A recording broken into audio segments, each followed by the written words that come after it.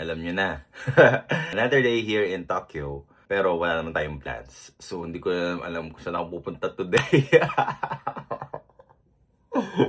Hindi ko alam kung saan ako pupunta today. So, bigla na lang kung anong maisip kong puntahan, yun na lang yung pupuntahan ko. So, ngayon, medyo ang naiisip ko at the top of my mind is mag-shopping, mag-window shopping, 'di ba? Kahapon kasi galing ako ng Giza, kaya lang nag-close na siya kasi 8 PM na. So usually pag 8 PM mag-close na yung mga stores doon. So hindi ako nakabili.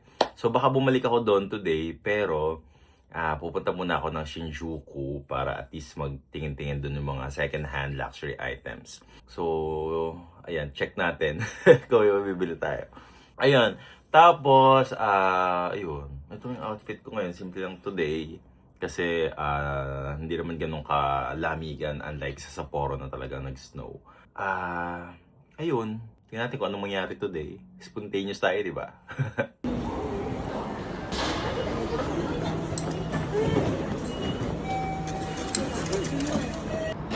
Dito tayo sa Shinjuku.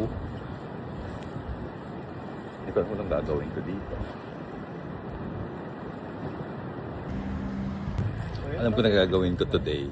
Maghahanap ako ng cherry blossoms. At ngayon, meron ako na nakita dito sa Gyeonggi Park. Pero close yung park, nakakainis.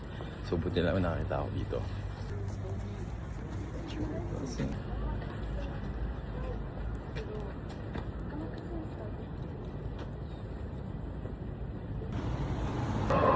So, yan. Dito tayo sa Shinjuku.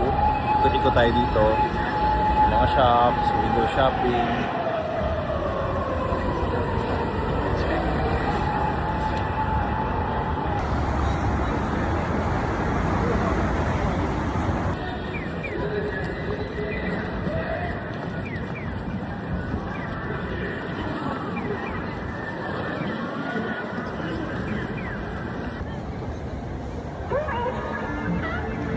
What size is this?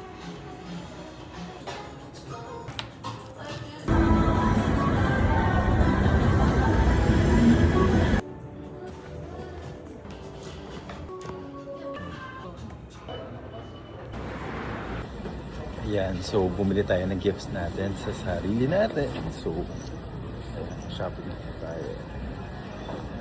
Yes, well, deserve natin yan. Kaya tayo nag-work, diba? Because we deserve all the good things in this world. So, para saan pa yung pera kung hindi natin gagastusin? Tama ba? Diba? Hindi naman natin madadala yan sa hukay. Kaya dapat ginagastos talaga. So, huwag tayong manghinayang because we deserve it.